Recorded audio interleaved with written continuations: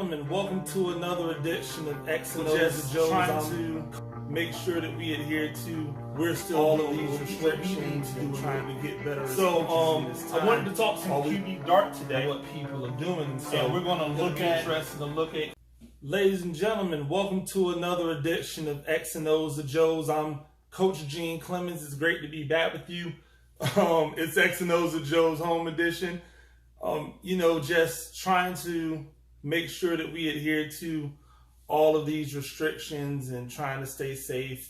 I hope everybody else is safe out there as well. But I had the itch and I had to come and give you a little bit of a scratching. Make sure that we're still doing what we need to do in order to get better as coaches in this time while we wait to get back a hold of our players. So I wanted to talk some QB dart today.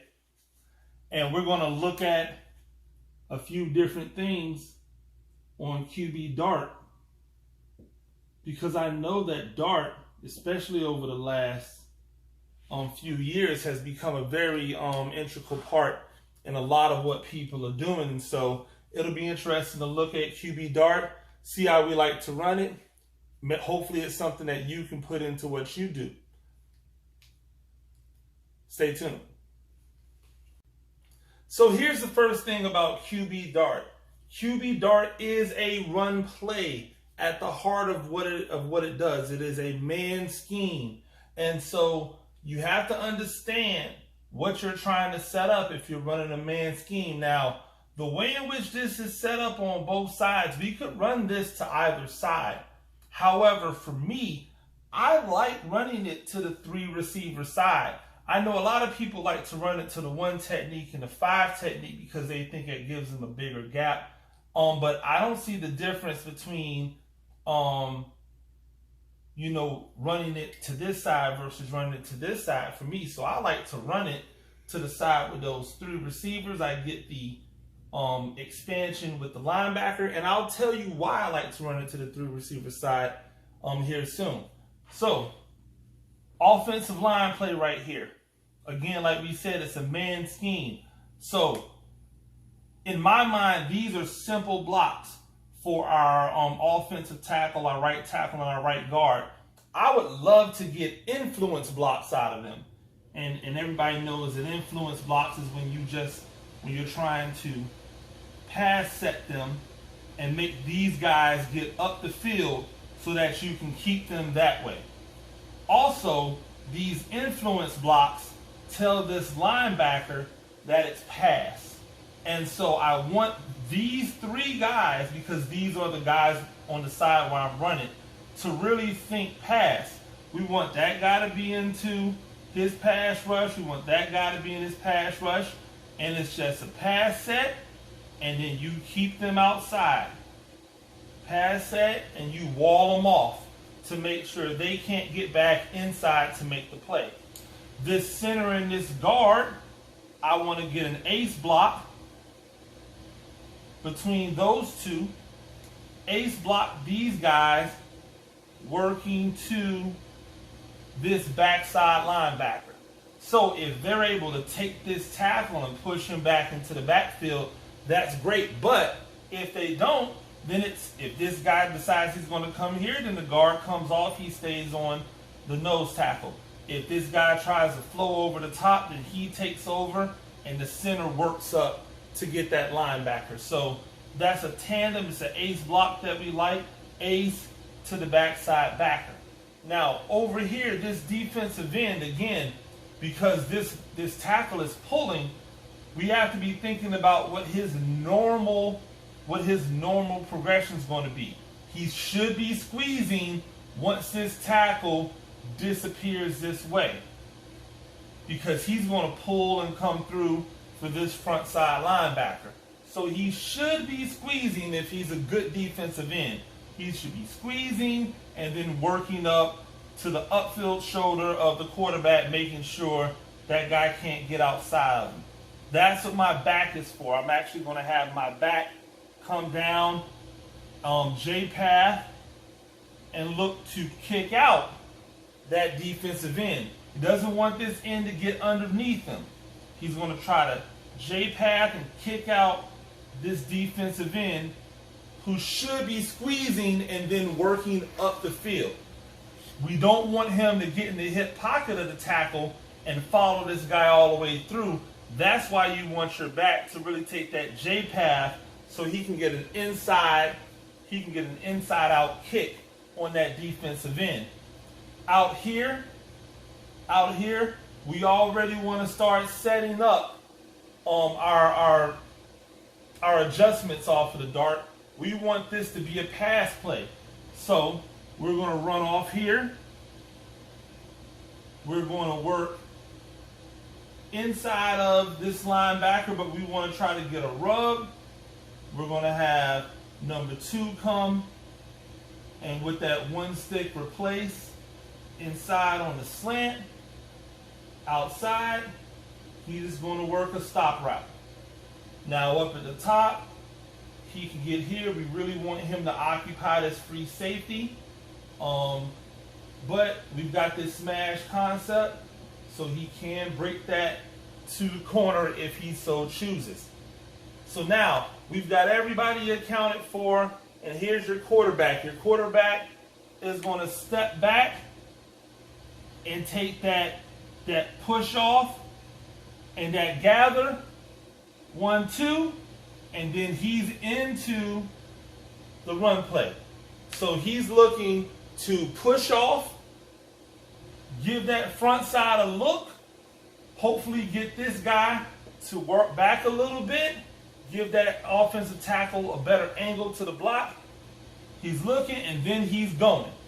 QB dart all day. And so this is a great way to set everything up. It looks pass, but it's really run all the way. And everybody is thinking in their mind, run all the way, even though they're trying to influence on the front side.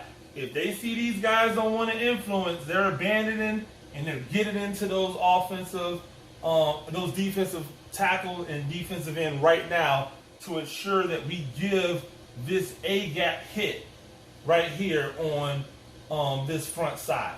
Now, we could run it to the backside, obviously, have him come back. These two guys are still going to ace this guy, but now to this backer instead.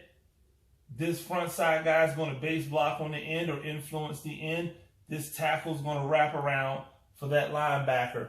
But again, now we have a free hitter that's not really being accounted for because he's kind of no man's land in the pass game right there. Probably over the top, but when he sees this, they'll probably have some type of combination on where that guy's locked up, and maybe they're bringing this guy into the box to be another guy in the box. So I like to run it to this side. So QB dart, run play to the front side, 3x1. Now stay tuned because I'm going to show you how we then can incorporate the RPO into this QB dart using this same setup. So stay tuned. Okay, so I left everything the same because I really wanted to be able to show you what we're looking at here. So if we're going to set up an RPO off of this, this guy is the guy we're looking to read if we're the quarterback. And it's really a simple read because he's right there in your eye. We know we've got this influence vertical because we're trying to get a little pick on this linebacker to free up number 2, which he should be free anyway. He's taking one step, coming underneath.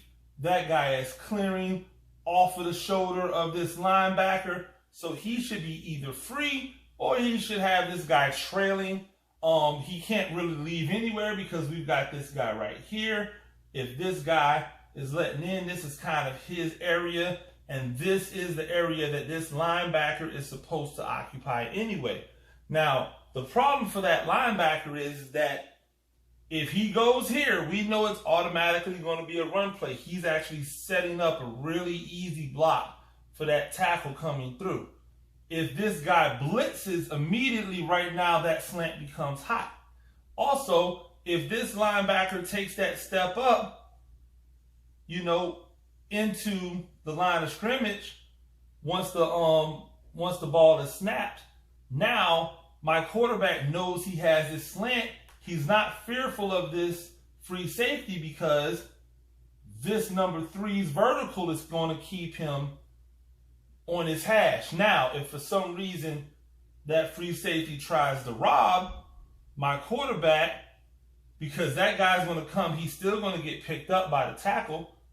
That quarterback, if it can't be a quick bang to this slant right now, because this guy's driving hard on it, he should look here and then look here, because if that guy's driving hard, who's over the top? So a great little quick RPO where you're looking and reading this second level defender. If he comes on a blitz, if he comes to take the runaway, you've got this guy in a slant. If he works to his normal drop, you know you're taking off running it. We've got this good double team with this tackle on this tackle to this backside linebacker. And so now it essentially becomes 5 blockers. I mean, 5 on 6 on 5, because you got your backer here, your back here going for this end. So now 1, 2, 3, 4, 5 for 1, 2, 3, 4. If he vacates and tries to cover that slant. So the RPO sets up very nicely because it allows you, boom, I see this linebacker vacate. I know I've got that hole. I see this linebacker try to plug the hole. I hit that slant right now. This guy should eat all day from this position. Like I said, for some reason, if this guy tries to bite hard or drive hard on that slant because he knew that this guy was blitzing, then and these 3 essentially are man for man, then I like my chance with my number 3 guy going vertical versus a linebacker. I think that's a great matchup. It's going to be a my guy, no guy ball out there. And that guy knows he's just going to keep that on the hash if the free safety disappears to try to take what now becomes the number 3 receiver. So everything is set up for us to be successful if our quarterback is patient and actually does, reads his key like he should. That linebacker should immediately tell him what he should do. The moment he takes a step that way, boom, we're running it. We're running it all the time. The moment he takes that check step up to come in and take away here, and he engages, he takes that next step, that engage step, now we know we've got the slant on the backside. Quarterback should hit that very nicely. Another way I like to run dart is with run read action. And so I'll take our same 3x1 set, the way we have it set up, and we'll draw our blocking scheme up very similar. Instead of influencing this time, they're going to actually just look to base block right now. Our tackle coming through, pulling for that front side. These guys working up to the backside in tandem. This time what we're going to do is we're going to take our number 3 receiver over here, and we're going to bring him in motion as if we're running in jet. And I'm going to use my running back. As a lead blocker. And so he's coming here looking to lead block. We are not blocking this defensive end now. This defensive end is going to become a read.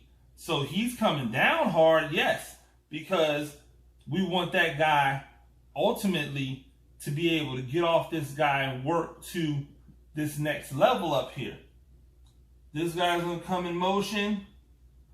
He's running his jet path, getting wider than the widest, and he is what's going to hold this end.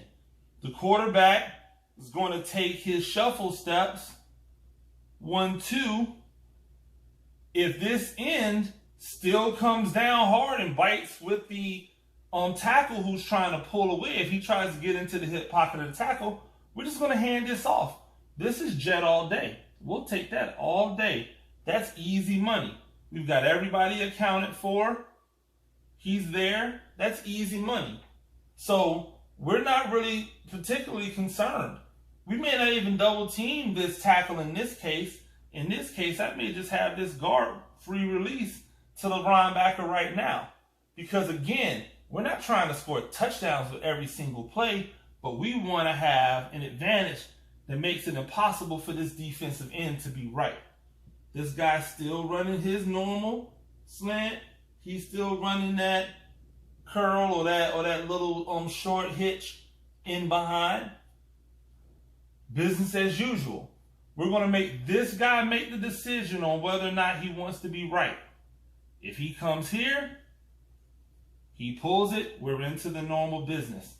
He comes down, he hands it off, we're running. So just another way that we can run off of, the QB dart, we can run a play off of it in order to give our guys better angles to run their dart. So just another way that we can take advantage of the QB dart. Also stress another defender because we know we like to play 11-on-11 football here at we're talking about X&O The Joes. We like to play 11-on-11 football. So another way to do 11-on-11 football and put the advantage back in the offense's hands. So that's what I got for you today. A little quick dart action allows you to take advantage of athletic quarterback, keep the defense off on guard. It's not an overly complicated play to implement into your offense. And again, your players are going to love it because it's going to give them more options. It's going to allow them to play 11-on-11 football. Make sure that you support the people that are supporting us. Say less sports. If you've got a team out there and you're looking to get them some gear, say less sports. They're doing really great things for really cheap prices. If you have, teams and you want to get them spirit wear, if you want to get your parents spirit wear, if you want to get your personnel, your coaching staff spirit wear, Say Less Sports is doing great things. Make sure you check them out at saylessports.com. Support the people that are supporting us because it's important. Until next time, for X&O The Joes, you'll probably see me very soon since I'm like, you know what, we're just going to set a little makeshift thing up in the house. Until then, we'll probably be talking a little midline next time I see you. Make sure you check that out. Check out all the other videos that we do. Make sure that you like and subscribe to the channel. I think it's some ridiculous number, like 85% of the people who watch our videos are people who are not subscribed to the channel. We'd love to have you subscribe to the channel. I hear from so many people about how can you help? How can you, how can you try to support what we're doing? It's really simple. Just subscribe to the channel. We're over 500 subscribers now, and that's fantastic. The goal is to get to 1,000. We're not going to stop until we get to that goal. And once we get to that goal, we're going to keep going for more and more people because we want to be able to reach out and touch as many people as we possibly can with this platform because we know it's important for coaches to continue to educate themselves. So until next time, I'm Coach Gene Clemens. Y'all have a fantastic day.